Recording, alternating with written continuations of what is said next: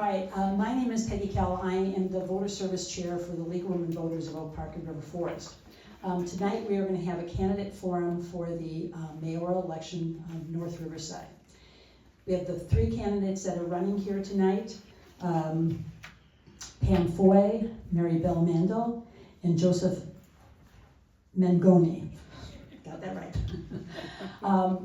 Our format is that everyone will have a 1-minute opening statement, and then there'll be questions asked of them with 1 minute for answers, and a closing statement of 1 minute. We have a timer up here that you probably will not see the paddles, but the candidates will see it. This is so we keep everybody to the same amount of time, and that we respect your time in knowing that we're going to do this for about an hour and then be done. Candidates, when your stop paddle comes up, you don't have to stop mid-sentence. You can finish your thought. I remind you to just stop. But if you do have a lot more to say, certainly use the next question if you want to add that in, or if you want to add that to your closing statements, you can certainly put more of that in your closing statements. The League of Women Voters is a nonpartisan organization. We're a non-for-profit. We do not endorse candidates. Our mission is to educate people on the issues and the candidates. Like with forums like this, we've had forums in Oak Park, in Elmwood Park, in Westchester, and in Forest Park. There were no candidate forums in River Forest because all of their races were uncontested, which was a surprise this year.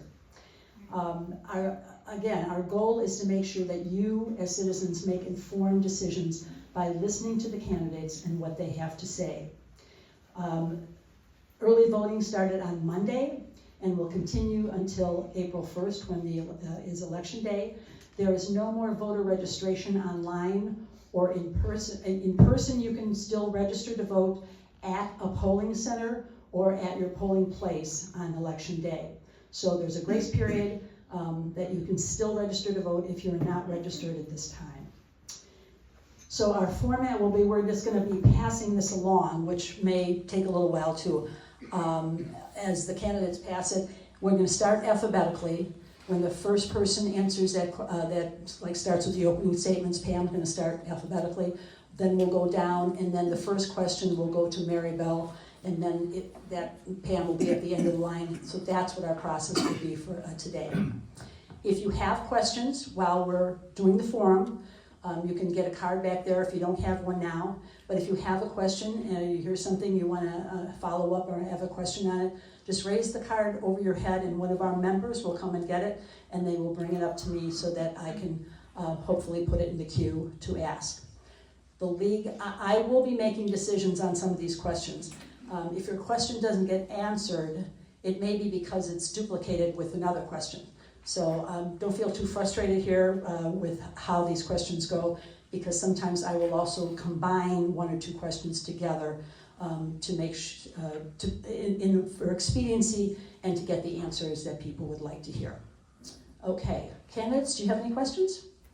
No. Okay. Everything was 1 minute, yeah. Cut it in half. All right, we're going to start off with Pam with her opening statement. Good evening. I'm honored to be here tonight at the Candidates Forum hosted by the League of Women Voters. And thank you to those of you who volunteered for this. All of us are appreciative when the democratic process can take place. I've been asked why I'm running for mayor, and my answer is simple. I'm driven by a passion for the future of our village. There comes a time when we must stand up for what we care about. And for me, that time is now. I'm dedicated to restoring trust and accountability in our local government. And I believe that our community deserves nothing less than honest, open, and transparent leadership. This belief has been the cornerstone of my campaign. I've engaged with the community through meet and greets, shared informative materials, held live virtual discussions, and secured this candidates forum, which provides a platform for every resident to ask questions, share their thoughts, and participate in a constructive conversation about the future of our village. I am thrilled that my fellow candidates have started to utilize some of these same approaches and have agreed to participate in this forum. Because at the end of the day, your vote impacts not only yourself, but your family and your neighbors. Something this important shouldn't be a popularity contest. It should be based on a clear understanding of where each of the candidates stands and who best represents your vision for the future of North Riverside. And finally, thanks to all of you for taking the time to come to this event. I'm looking forward to sharing my ideas for our collective future. Thank you. Thank you. Marybelle? Yes. Good evening, everyone. My name is Marybelle Mandel. I was a former trustee on the board, and I just wanted to say thank you all for attending tonight's meeting, as well as for everybody who's participating. And it is very important to have choices in an election because not everybody's going to agree with everyone. So therefore, you have a choice, and tonight you will see who you would be interested in voting for to be your next leader for the Village of North Riverside.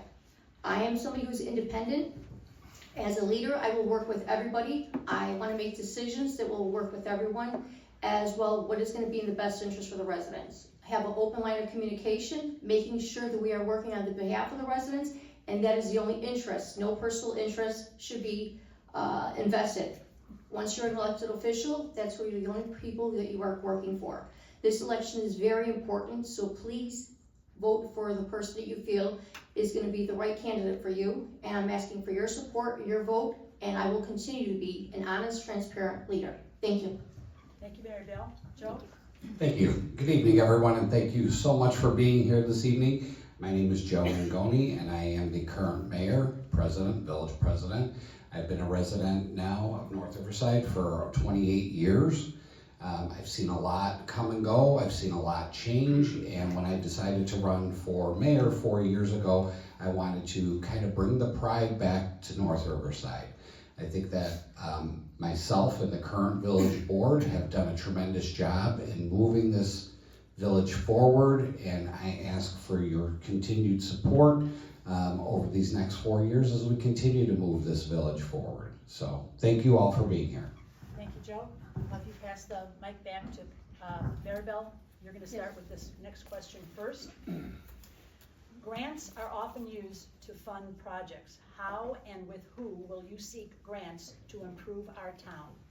I would seek grants to our legislators, whether it be Congress, our state legislators, and federal legislators, and making sure that we are getting the best funds that we can for our village, because it definitely will impact our village on infrastructure, things for public safety, and all of our needs that we need in the village of North Riverside. So it would be all of our government officials.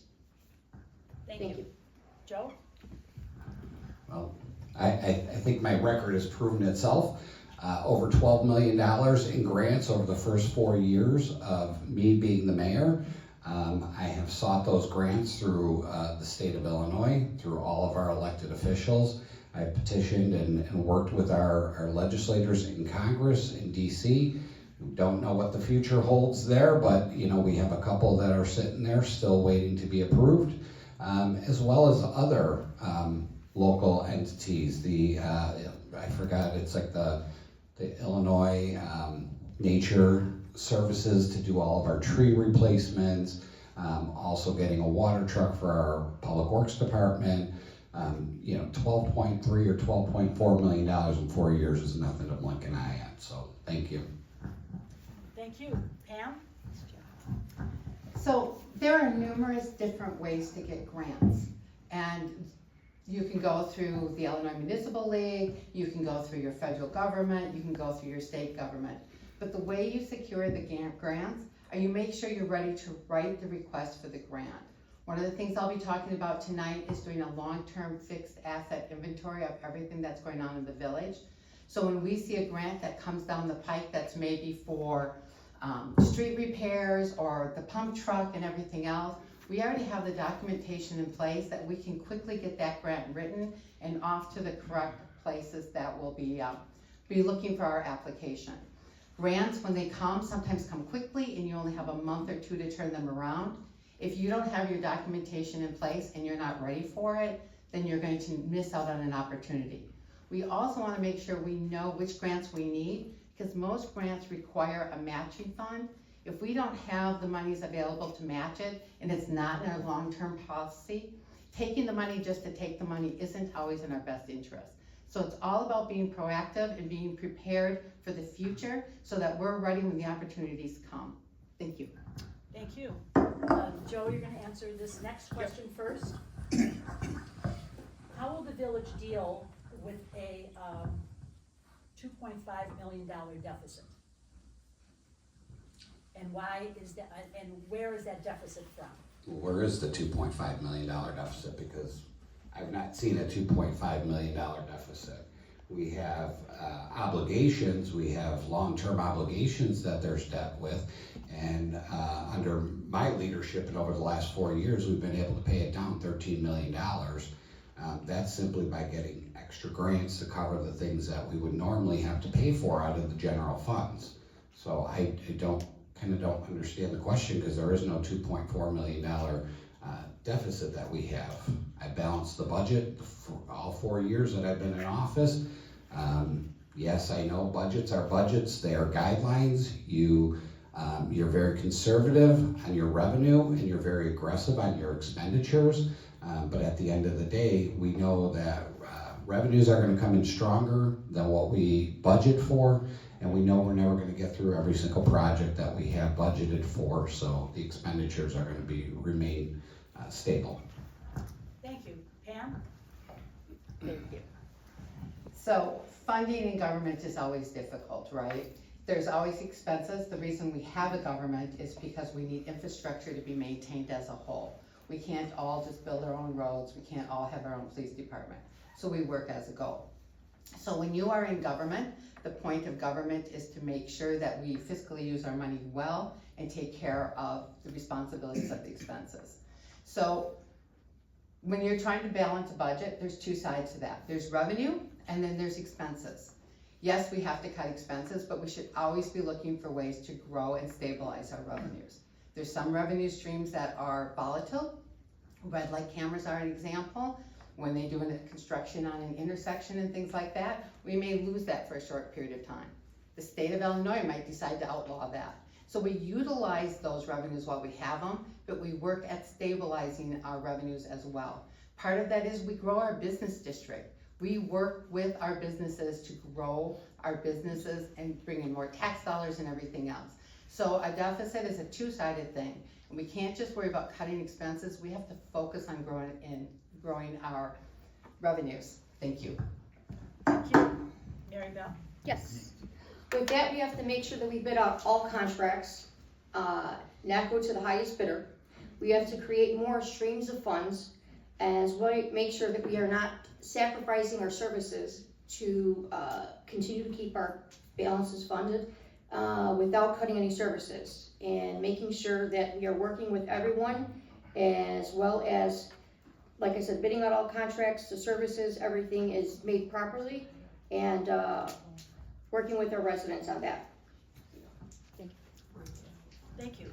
Pam, you're going to start this next question first. Gaming locations have a limit on the number that you can have in the village. Would you increase this number, or would you keep the same? And how, in fact, are these locations vetted to make sure that they are gaming facilities and not other types of businesses?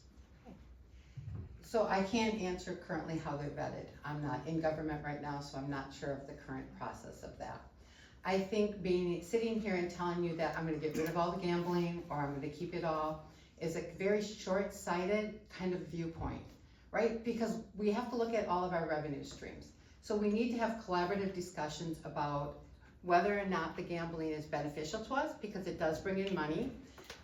What is our concern for it? Is the concern that we have the gambling? Is the concern that we have neon lights and everything else on the gambling? Let's figure out exactly what it is about them before we decide whether or not we get rid of them.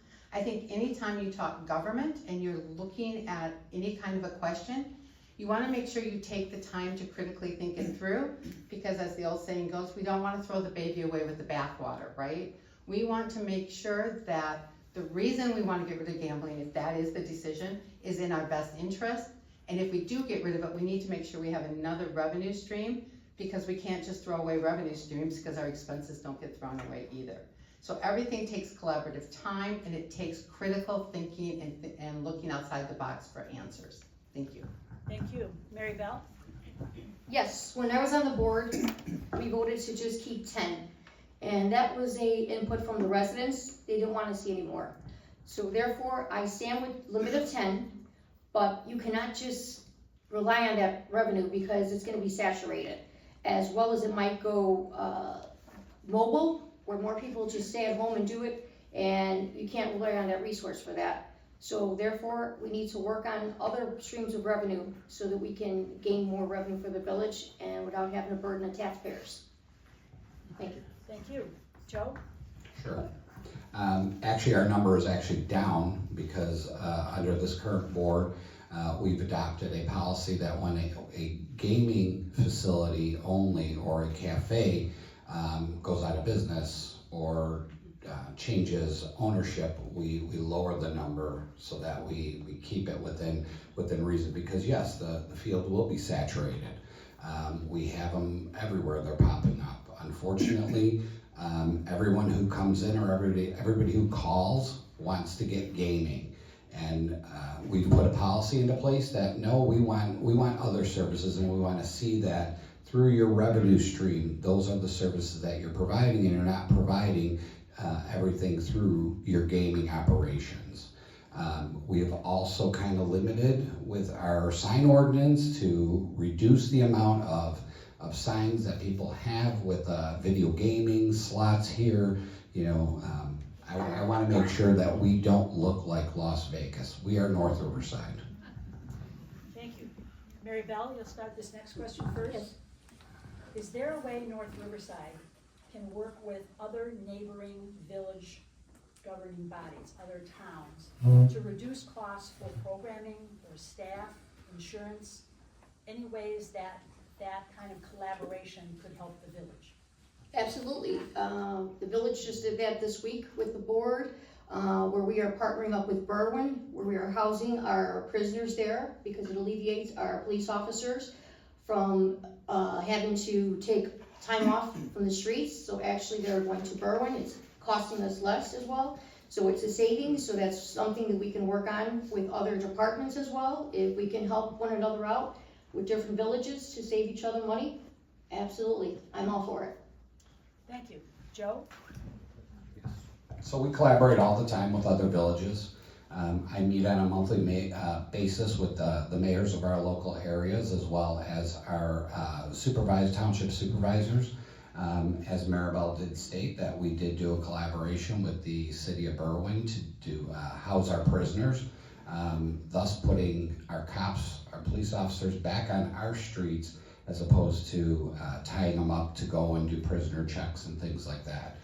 And it does have a cost savings, and everywhere we look, we're looking at different ways that we could do it. We also have to be careful though, because a lot of these positions are union positions. You know, we know what happened with that in the past, and we don't want to go down that road again. So we have to be careful on what positions we're looking at and what services we're looking at. But absolutely, we should continue the collaboration. Thank you. Pam? Thank you. So what that's actually called is intergovernmental agreements, and absolutely, we should totally look into any opportunities when we can do cost savings. Just like I mentioned earlier, that part of the reason a community is formed is because the economies of scale allow us to do more as a group than as an individual. That also works when you take that economy of scale out to the point of that you're dealing with other neighboring towns. Joe's absolutely right. You want to be careful. You want to be careful that you're not stepping on toes, and it's all about a trust factor. But anytime you're dealing with any kind of an issue that's out there and somebody else is dealing with it, collaboration is all about better government, right? We work together to figure out the best way to serve our residents. Because the only reason we have government is to take care of the needs of our residents. That's why we form government, all the way up to our national government. So the point is that yes, we would definitely want to collaborate with the other communities. And Joe's right, there is the Cook County Municipal Mayors that get together on a regular basis. There are townships that we can work with. So intergovernmental agreements are an intricate part to being able to do our business of governing well. Thank you. Thank you. Joe, you're going to start this next question first. Do you believe the village needs to have a forensic audit? No. Give me a reason why. We are audited independently every year for, I don't even know how many years we've had it, 30-something years. And we've had clean audits every single year. There's no reason, unless there is any suspicion of improper use or malfeasance, whatever, of our funds. But we are independently audited annually, and I don't believe that there is a reason to do a forensic audit. Thank you. Pam? Thank you. I agree with Jill. The difference between a forensic audit and a regular audit is, in a regular audit, they're just looking to make sure that all of your accounting is in the right, the right funds. A forensic audit is set up to look for malfeasance and illegalities. A forensic audit is much more detailed and incredibly expensive. So if you don't actually have anything that's pointing to fraud, I don't know if a forensic audit is a good use of our dollars. I will tell you though, that the GFOA, which is the Governmental Financial Officers Association, I could have that wrong, tells us that every 5 to 7 years, we should be bidding out our CPA firms and changing them out. Not because you're doing anything wrong, but because you want to always remain transparent and you always want to look like you're above board. I know that the village has used Lauterbach and Amon for a very, very long time. They're a fantastic firm. I'm not saying anything against that. But rather than a forensic audit, maybe it's time to just consider, bidding out and finding a different CPA company to help us with our regular audits. Thank you. Thank you. Marybelle? Yes, on behalf of the residents, I had spoke up about this at a board meeting, and they felt that it was necessary to have a forensic audit. With that, we've had the same company, Lauterbach and Amon, for over 20-something years, never bid them out. They're the same company that was doing the accounting work as well as doing the auditing work, which seems like it was a conflict of interest. With that, we have residents also concerned because we have a village administrator who also was our finance director for over 20 years and put all of her credentials out there that she was a CPA. When a resident decided to verify it and confronted the village mayor at the time and the board and the administrator herself, she never admitted or denied it. So therefore, that leaves some type of suspicion. So if there's nothing to hide, let's do it. Thank you. Thank you. Pam, we'll start this Can we next have an opportunity to I'm sorry, what? a rebuttal? You have your closing statements, or the next question, if you choose not to answer it and use that time, that's up to you. Thank you. Pam, you start the next question. What is your plan to revitalize the North Riverside Mall, given the numerous store closings? So I think the mall is definitely something we want to talk about, but we need to look at a bigger picture. The mall is just a piece of our business district, and it's a piece of our businesses and our revenue sources, right? So yeah, we definitely need to take care of our mall, but we need to take care of our entire business district. We need to get a very active and engaged economic development committee together. We need it to be made up of citizens who are concerned, local business owners, as well as 1 or 2 members of staff and a trustee or the mayor or somebody else. But the point of an economic development committee is that they're gonna put the effort into making sure we're growing things. We need to know what those businesses need. We also need to know that when a business is about to go out of business, we need to make sure that we have people who are proactively trying to find a way to bring those businesses back in. So yes, I would address the mall, and there's a few other things I would do, and hopefully I'll get another opportunity to talk about that, but my time is ticking. So an economic development committee is going to be crucial to the success of the village and to our future. Thank you. Thank you. Marybelle? Yes. With the mall, I would like to work with the mall as a leader and making sure that the mall is working on continue to provide safety, their own security services, so our police officers are not being used there or utilized there, so that people feel safe when they shop at our mall. Also work with them in regards to permits and addressing the aesthetics of the mall, so it looks like it's improved. Work with them to do surveys to see what other residents would like to see, shoppers would like to see, I should say. Shop, what different stores can we bring there that they would like to invest their money in. Like, we do not own the mall, so therefore we have to work with the owners of the mall, and we need the revenue, so we cannot do away with it. So whatever we can do to change the stigma about the mall, we need to do that. Work with the mall to improve it and to keep it, because we need the property taxes. to be funded through it. Thank you. Thank you. Joe? Sorry. So being a CPA and acting as a CPA are two different things. So I just want to address the forensic audit piece. Because just because somebody claims that they are CPA, which by the way she is, but it's not required for her position, she is not auditing our books. That's why you have independent auditors coming in every year looking at your books and making sure that all of your funds are balanced and there are no errors in general auditing practices. So that's two different things. In terms of the mall and the business, I have been invited to sit down with the mall, and I have been working with them on a regular basis to do some complete revitalization plan. The mall is owned by 3 separate companies. There is the mall that owns the center, the guts of the mall. There's JCPenney, and then there is what used to be the Sears location. Trying to get all 3 of those partners together and at the table has been very difficult. It's literally taken years. They've actually came up with several drafts and designs which they've presented to me, and I'm working with them on a regular basis to do that revitalization. You've seen that there's been almost $9 million put into the mall and invested in the mall, and you'll see more of that in the future. Thank you. Marybelle, you'll start this next question. Yes. You all talked, well, it's kind of a follow-up to this question that we just had. You all talked about increasing revenue. What kind of businesses would you like to see come to the village, especially the mall area? What kind of business would you like to see included there? Definitely we need to increase the streamline for the village for revenue. I would like to see more family-friendly restaurants. If we can bring more sporting goods stores, that would be great. We have to think outside the box when it comes to amusement. We have urban air, we have round 1. So that's something that's in the future now where it's more about entertainment. And with that would create more with the food tax, entertainment tax, and just think outside the box. But as long as it's family friendly, that we can create more, develop more resources, definitely. Thank you. Joe? Sure. So we all know the malls are kind of turning into more entertainment districts.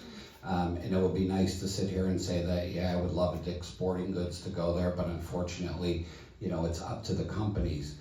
Many of the large box stores or many of the large retail establishments that we have approached to take over different locations that are available and in the mall want to own property. They don't want to lease property, they want to own it. So it's really, working with the mall economic developer. It's working with the different property owners that are doing their own economic developing and streamlining the process for businesses to come into town. I would like to see a lot, and we're going to see a lot coming down the pipe. We got a couple new, actually 3 new places that'll be coming online probably within the next 6 months, and we're going to continue to do that. And the mic went. What did you do, Joe? Nothing. Push the button on. We're done, we're Is done. there a button on it? No, it's on. May have lost it. Hola, your battery. May have lost it. May have, Yeah. battery's gone. Yo. Luckily, all 3 of us are quite loud, so you should be okay. Thank you for that answer, Pam. You got it in just under the wire, Joe. Yeah, just Good cut out job. on me. Get lithium. Okay, I got so excited by that. The question again, could you repeat it? Yeah, for the camera But views. still, we've talked about Say increasing mine. revenue. What businesses would you like to see come to the village, specifically the mall area? What kind of, Okay, great, businesses? thank you so much. All right, so obviously restaurants are going to bring a lot into town. We have one of the busiest intersections in the state, and so when people come to our area, we not only get our percentage of the sales tax, we also have a places of eating tax, which is very beneficial to us. I think something else, we need to think outside the box. What about a hotel? My son recently graduated from college, and I don't know about you guys, but my house is small. And when I had family come in, I had them sleeping in the living room, in the family room downstairs. I had somebody sleeping under the dining room table. There was children, so it was okay. But a hotel in the area would be great because the hotel doesn't just bring in the hotel motel tax, right? Now we have people in our area who are eating.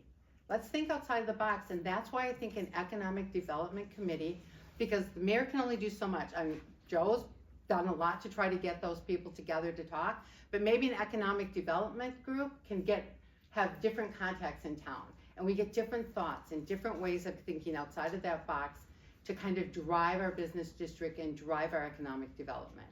Thank you. Thank you. Joe, you'll start this next question first. What is your strategic plan to replace the village lead pipes and potential cost to residents? So first I want to go back to the whole economic development, because I completely agree that we would all like to see certain stores, but some of these stores aren't going to come into our town. Let's face it, look at the way it looks when you start to cross, Harlem into our town, or over the bridge from Broadview into our town. And that was one of mine, and continues to be one of my main goals, is to clean up the town. And again, like I said, bringing the pride back to North Riverside. The lead service line. Okay, so we have to start our lead service line replacement in 2027, which we all know. We've completed the inventory. The inventory, I'm not going to say is 100% accurate, because we did have people who refused to give us access to their homes or give us information on their homes. So it's completed to the best that we can.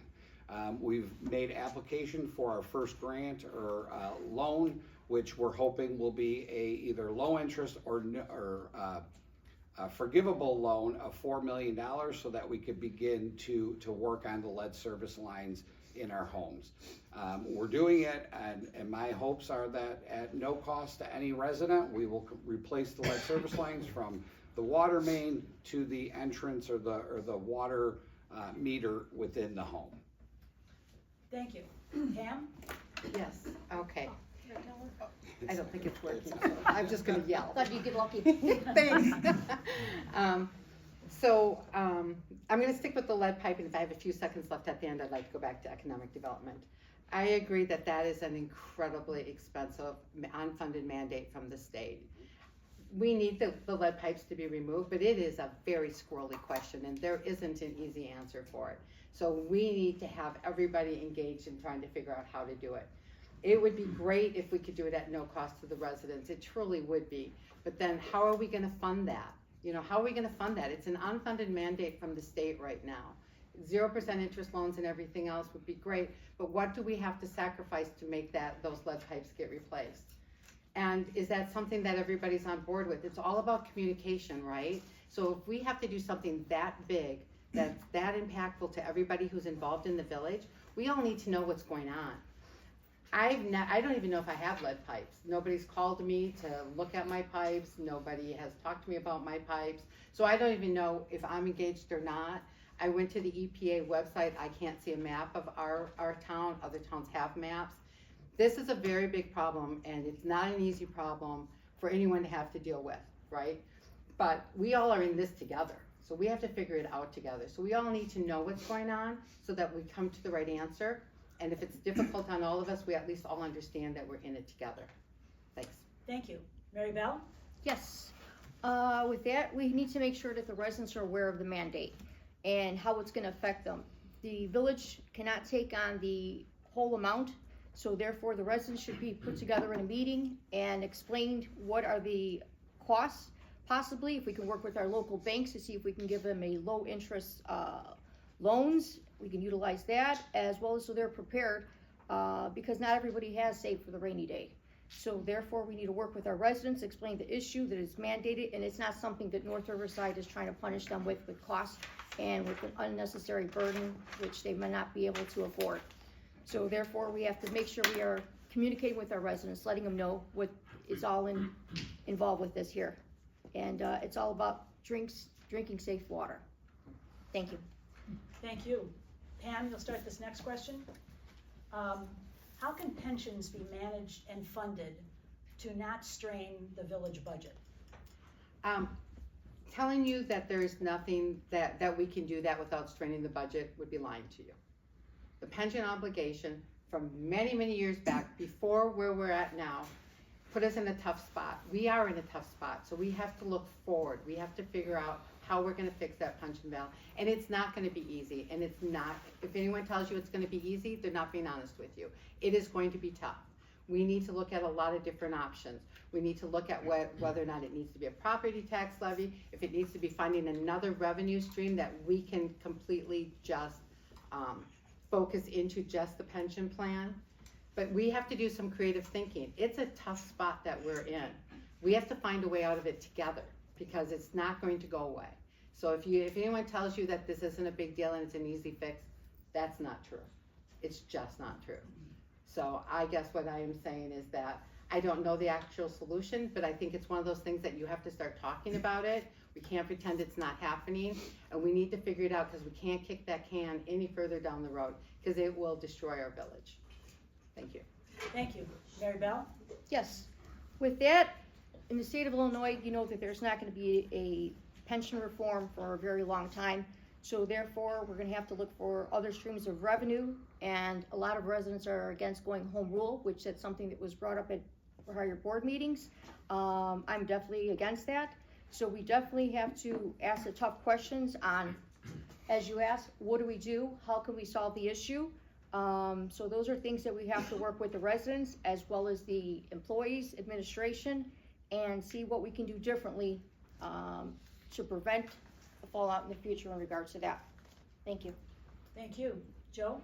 Sure, so by law, law does state that public safety pension should be coming, you should be levying, or village should be levying for those.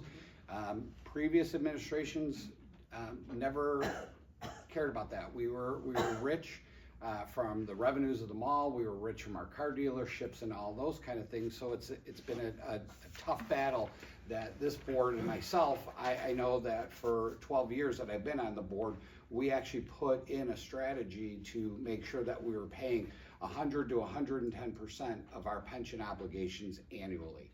We continue to do that, and yes, the red light cameras were earmarked specifically for pension obligations. Unfortunately, we know that with the construction, the lights go down, and we're hopeful that eventually those can go back up, and we can get that funding stream back. But in the meantime, it's going to have to come out of general funds, and that's what we've been doing since they have been down. Thank you. The next question is kind of an interesting question. River Forest at this time is gonna have a ballot question on term limits. And I will follow that up by saying River Forest has no contested elections this year. But the question for Marybelle, you'll start this off. Are you in favor of term limits on a board? Yes, I am. Okay. I mean, you can expand if you want. Yes, I just feel that, that was a question that was brought up at a board meeting when I was on the board as a trustee. A resident asked, and not any other trustee would answer that question. I did. I said, I am all for term limits. I feel that when you are in government, sometimes when people are there too long, they forget about who the interest is that they have for. And I am all for term limits. Okay. And Joe? that's being transparent. That's right. No, Thank you. That was a question. I think if that's what the residents want, then, I think I'm all for it. I know I'm not gonna sit up here forever. That's for sure. Pam? So term limits are an interesting conversation, right? So in a democracy, every 4 years, we have the right to vote people out of office. So why do we feel that there is a need for term limits? I think a lot of people feel the reason that you need term limits is, and this is no reflection on anybody up here, more just a general statement. A lot of people believe that you need term limits because people who become in power have ways of being able to stay in power, right? But if we are a small, transparent village and everybody is actually looking out for the greater good, and we have things like this forum and other events where people have the right to speak, do we really need term limits? I don't know the answer to that, but we do have the right to vote people out of the office after 4 years. If you have somebody in the office who's doing a phenomenal job and they're actually making a big difference and everybody in town wants them, do we want to cripple the town by saying, you've been great, in 4 years from now, you're done, whether you're ready to be done or not? Term limits can be a double-edged sword, and I think we really need to think about that before we make that decision. Maybe the issue is something different than the term limit. Thank you. Thank you. Joe, you're gonna start this next question. There are some communities close to North Riverside that have home rule. Do you believe that home rule would be an advantage to North Riverside or not an advantage as a form of government for North Riverside? So home rule would clearly be an advantage to North Riverside. I can't tell you how many times they get calls from people that you need to do something about this or you need to do something about that. Well, obviously we can't because we are non-home rule. What that basically means is that we have to follow the laws of the state of Illinois, and the state of Illinois tells us how we need to manage our municipality. Home rule allows you the opportunity to make other changes that you want to make, and it doesn't necessarily mean that it's going to burden the taxpayers. There are other ways that can pay for some of the things that you're looking at and the ability to be able to do as a home rule community. Thank you. Pam? Home rule is one of those things that I think we understand it to a large degree, but we don't completely understand it, right? There's pros and cons to being a home rule. When you're home rule, you get to set certain laws and certain things, and you have more flexibility. When you're not home ruled, it was set up for smaller communities because the state of Illinois felt like a smaller community might not know how to govern themselves, right? So there's a lot more rules. It's kind of like bowling with bumpers. So when you're a non-home rule, you're bowling with bumpers, right? Now the bumpers can be really beneficial when you're bowling because you're not going to, get a gutter ball, but you're also not going to get some of the other opportunities.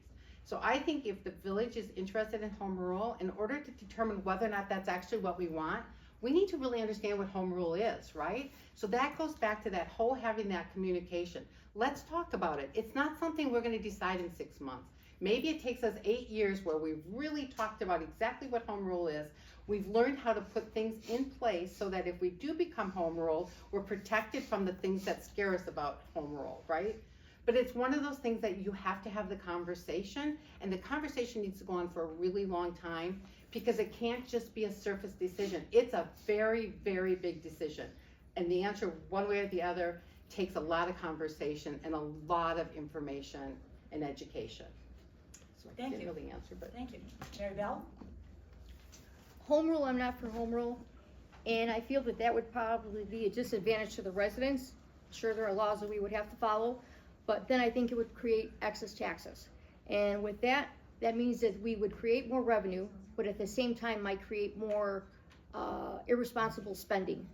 So therefore, I am not for it, but that would be something that would be up to the residents, that we would have to put on a referendum, and it would be up to them if that's what they want to do.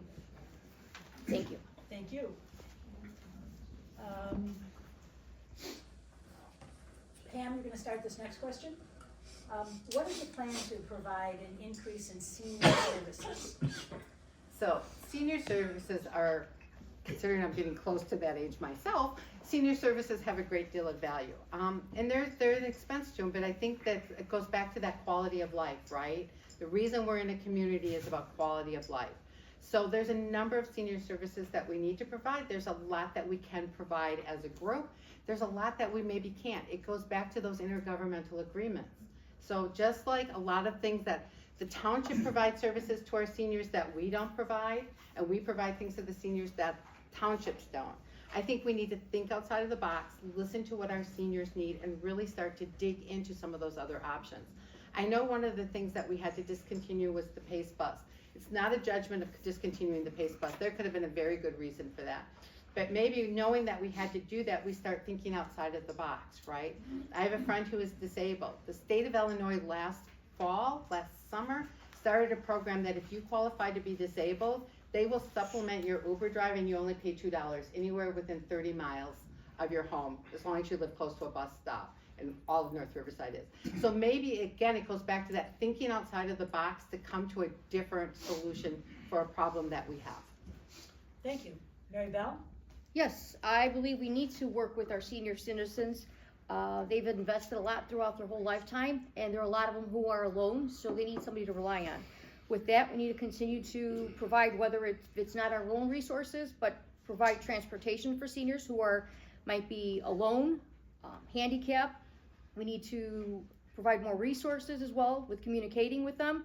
A couple of years ago, there was a couple of robberies where seniors were robbed, and I just question why our block captains will reach out to the local neighbors and say, listen, let your senior know that there's roofs going on and stuff like that. let the residents know what's going on, especially the seniors, because they're alone and they need somebody to rely on. As well as I've had seniors ask me, why don't we have senior fairs where we have buses that would provide medical attention to or testing for them? This way it would be local, right on the grounds of North Riverside. We can possibly have, like I said, a senior bus that would arrive. They said they had them here before. Why did they stop? It would be nice if we could have it on our own grounds where the seniors can just show up. And it's very nice also that we had a breakfast for them, and we had a tow company advertising and giving out for free tows as well as for free battery charges. But one resident told me, which was a senior who attended the breakfast, the timing was off. But they hope that they do utilize that and do provide that service for the residents, which is great. Thank you. Thank you. Joe? Yeah, I'm always looking for things that we can, as a village, provide to seniors, whether it be through our townships or through the village itself. One of the reasons why I moved here was, I had an aging mother that lived with me and relied on a lot of those senior services.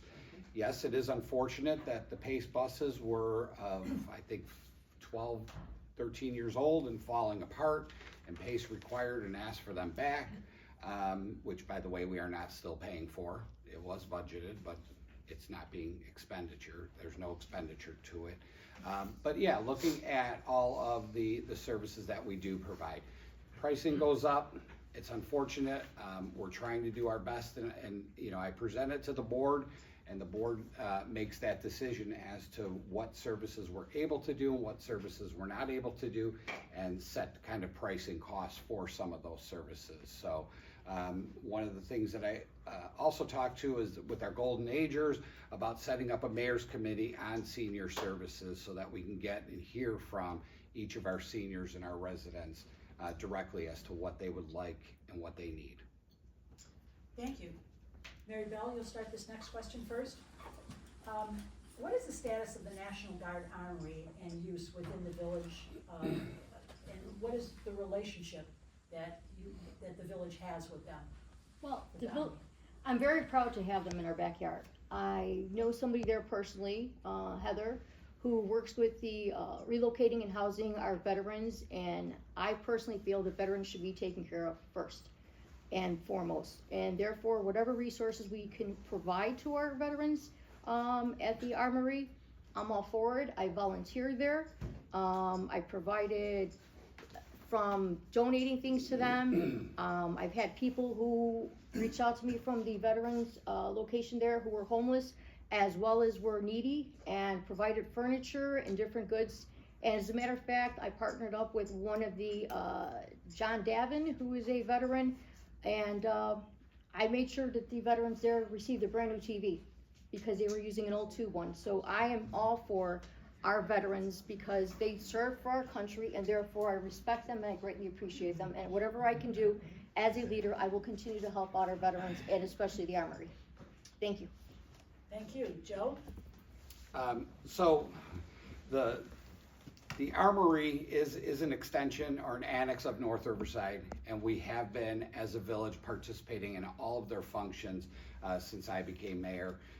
They have trunk or treat. They have all different kind of welcome home functions for their returning soldiers or vets, and we'll continue to do that. Most recently, we've been approached by the Armory to take over their water service.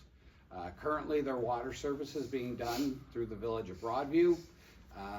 They're finding that the lack of response time from the village of Broadview is becoming an ever-growing issue, and they're going to be making major modifications over at the Armory. I think I read it was like 80 million or something they're putting into that particular location with rebuilding buildings as well as updating their fleets. And so one of the things that they want to do is they want to purchase their water now from the village of North Riverside, and we're in the process of setting that up and getting that going. Thank you. Pam? Great. So the National Guard area, in case some of you aren't aware, that's that space that's between First Avenue and probably 12th before 12th and stuff like that. Originally, thank you very much, 9, thank you. It was set up originally, it was independent, and Mayor Scheck was able to bring that in as an annex of us.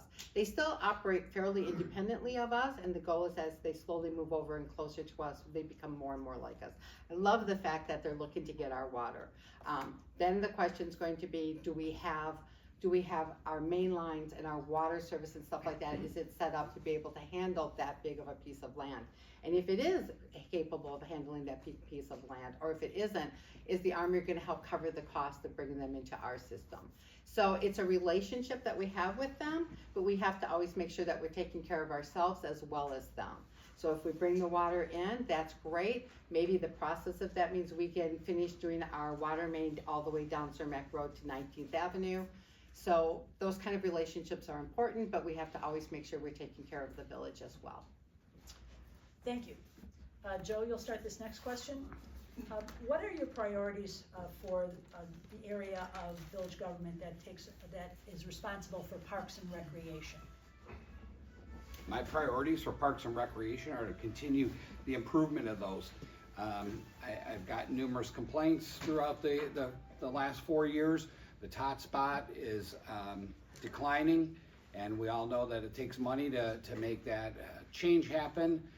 So my priorities would be to look at all of our parks, look at refurbishing and modifying those parks, as well as look at underwater storage for rain and rainwater, so that we take more out of our collection system. Thank you. Pam? I think Parks and Recreation are critical to our village. Part of your property value is based on where you live and all of the benefits you get from that. There's tangible ones that you get, and then there's the intangible benefits. Our Park and Rec department is intangible. I can't tell you how many people I know, when you say I live in North Riverside, the first thing they say is, oh my gosh, you guys have the best Park and Rec department. That's something for us to be proud of. It's also something that tells us that increases our property values, right? So there's that financial benefit to it, but there's also that intangible, especially for those of us who have raised our kids here. I think it's incredibly important that we stay supportive of our Park and Rec department. We make sure our parks are well taken care of. We make sure that the staff has all the tools that they need to do what they need to do. And then, you know what, we need to always be evaluating the programs that we're doing.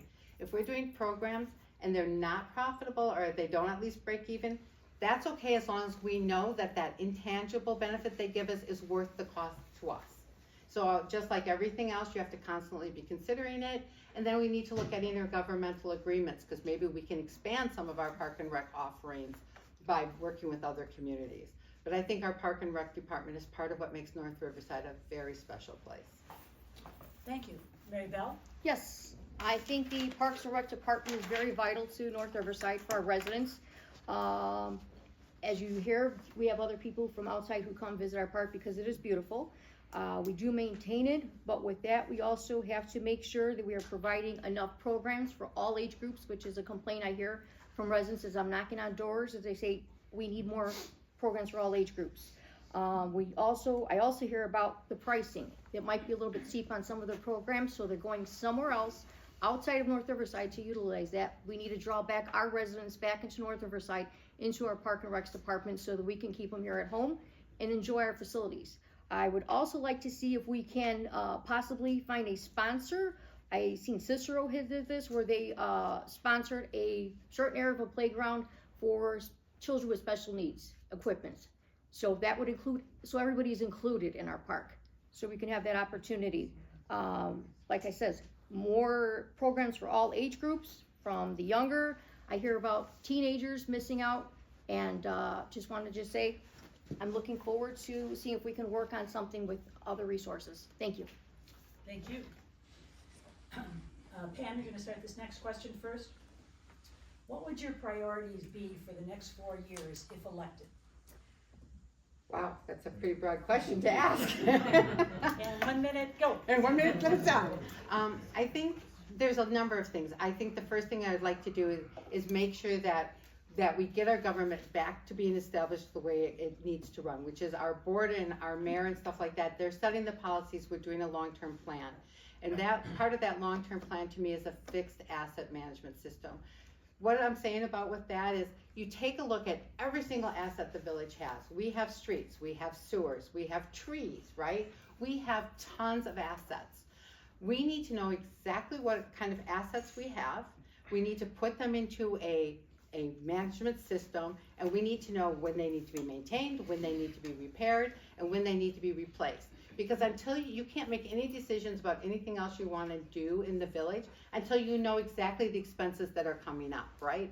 So if we can get that asset management system in place, that frees us up from having to worry about getting a surprise bill in the mail, so to speak, because all of a sudden the roof on the fire department or something broke down, because we know that's coming.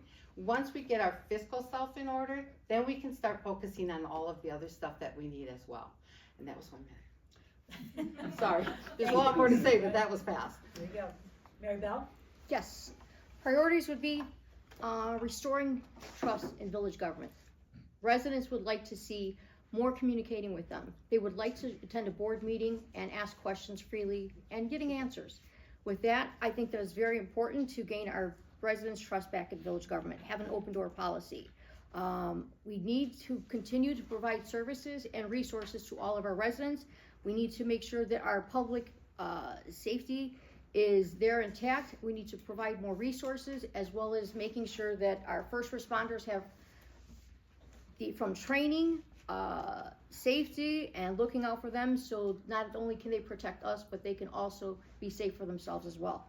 And making sure that we are running a proper financial government and making sure that everything is going well. And with that, that's what I have to say. Thank you. Thank you. Joe? And I don't want to sound like I'm bashing or anything, Marybelle, but board meetings are open to the public. We get very few people. You come only when it's election time. Not true. But the people don't show up anymore because Yeah, we're not debating. It's my turn. The open door policy has been there. I have an open door policy. The village has an open door policy, but getting back to the original question, fiscal stability is definitely always top on our priority list. Completing our strategic plan and our comprehensive plan, you know, in order to walk, we need to learn how to crawl first, and that's the first steps. Completing our strategic plan will give goals and a vision for where we want to be and where we want to go as a village. And the comprehensive plan includes the land use and where and what areas do we want zoned for different zoning zones, I guess, for lack of a better word. After that, we need to look at our ordinances and our zoning updates. We have ordinances on the books from 1960s. They're no longer needed nowadays, or they've changed because our demographics and our population has changed. And I'm being told out of time, so. It's a fast minute, isn't it? Marybelle? Yeah, I yes, hate that under the We're gun. gonna start this next question. What is the role of mayor, what is the role of the mayor within the framework of a board? the mayor is somebody who will delegate to the village administrator, work with all of the board members, and also work with the residents of North Riverside, the businesses, and making sure that we are working together and being a leader, and making sure that we are communicating with the village administrator who oversees the village, the everyday operations, and being the voice for everybody. Thank you. Joe? The mayor is the face of the village. The mayor is the leader. The mayor oversees and runs the board meetings that happen, and the mayor is kind of responsible for setting the policy and the vision for the village, and working with our trustees to get those policies implemented and those visions put into reality. Being the face of the village and letting people know who you are and see you and come up to you and bring up their concerns happens on a regular basis, and we take those calls or those meetings at all times. So, Thank you. Yep. Pam? So the Village of North Riverside is set up as a trustee manager type of government. What that means is that the trustees and the mayor are on one side of the government, and then your administrator and the staff are on the other side, right? This was set back in the 1920s, and this is no indication about our village, but it was set up back in the early 1900s when there were concerns about corruption and stuff. That is not happening here. But what it does is it creates like a wall between them. So the mayor and the board, their job is to take our vision and put us on that pathway and to set the policies and everything else to take the village to where it wants to go. The village administrator and the staff, their job is to do the day-to-day operations.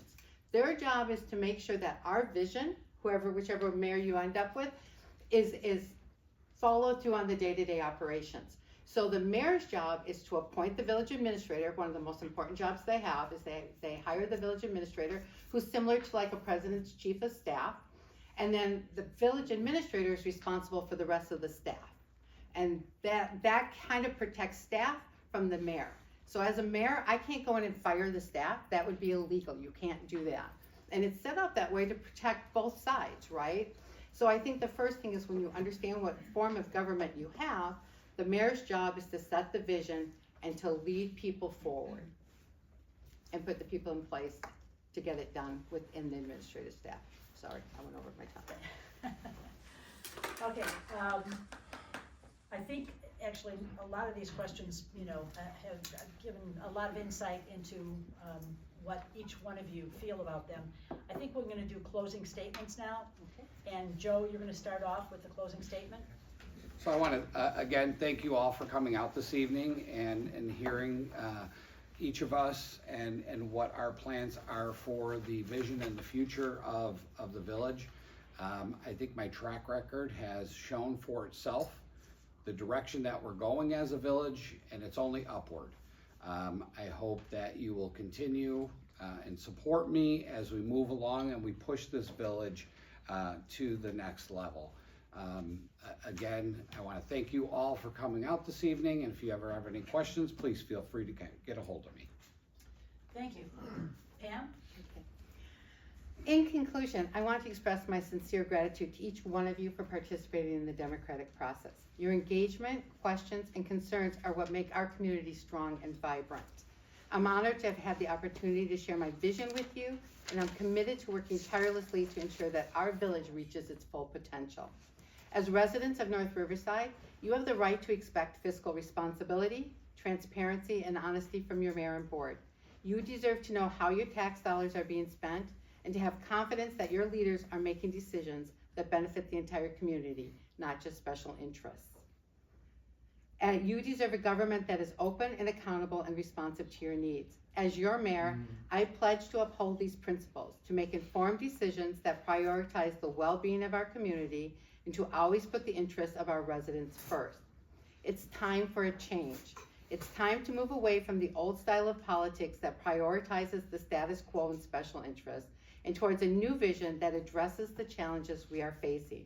We need a leader who will proactively plan for the future, who will invest in our infrastructure, our parks, and our local businesses. We need a leader who will bring people together, who will listen to diverse perspectives, and who will make decisions that benefit our community as a whole. I am that leader, and I am committed to leading a proactive government that anticipates and addresses challenges before they become crises.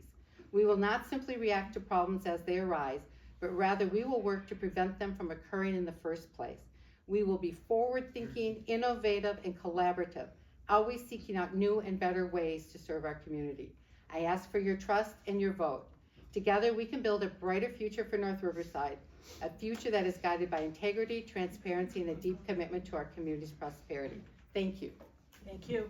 Marybelle? Yes.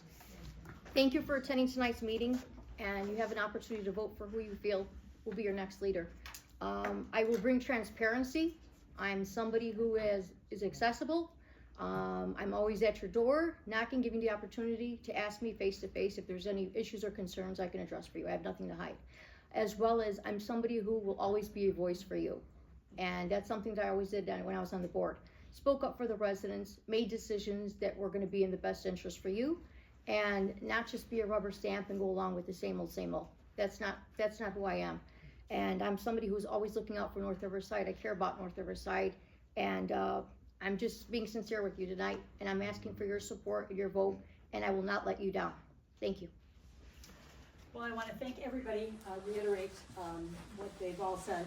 Thank you for coming, especially, this is not a long plan. This has only been in the works for the last 2.5 weeks. So you all showing up is really a testament to your interest in your village, and that's a very positive thing.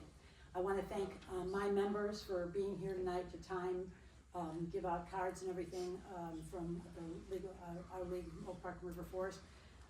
If you're ever looking to get involved, you can certainly go to our website and see what else we do in and around this area.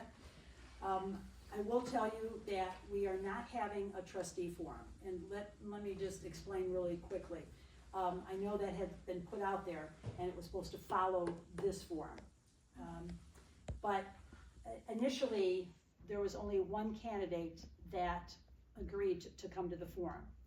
League policy is that you have to have at least 2 candidates that show up. So when that one candidate said she was gonna come, and then the other candidates declined for whatever, their reason of the too short notice, whatever, she was told that there would not be a trustee forum. Unfortunately, there was a little bit of, just this afternoon, some of the other candidates said yes, they could come, but we couldn't get a hold of that other candidate that initially said yes.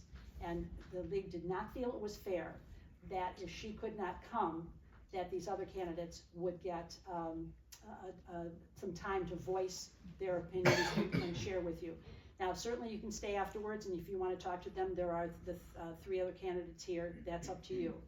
But we will not be having a forum like we just had for the mayoral candidates. If you are interested, this has been taped by our league person. It'll be on our website. We'll also share it with anybody that wants to watch it at their leisure. So it will be on lwvoprf.org. Hopefully, it may take a couple of days to get it up there, but the race does not end till April 1st is election day, so you have some time to share it with neighbors, share it with friends. Local elections are important. It shows by the people here. It's very important that you start your democratic involvement at your local level, because that's what impacts you the most. Your taxes, your schools, your businesses. So please watch this, share it with people, and I really do appreciate you coming tonight to hear what they've said. And again, thank you, candidates. I think you guys did a great job. Thank you. And hopefully next time, more notice, and maybe we'll expand this to be able to have the trustees, maybe even a school board candidate forum. The league has done forums. We had 6 forums in Oak Park. We had 2 in Elmwood Park, 1 in Westchester, 1 for the Proviso Township High School Board. So we'll go anywhere for a forum. We're really committed to giving them forums. So hopefully at the next election cycle, we'll have a little bit more time, and this is a great venue if we could get it again. Except with better technology. And better chairs. Because I'm sitting here like. Give her a hand.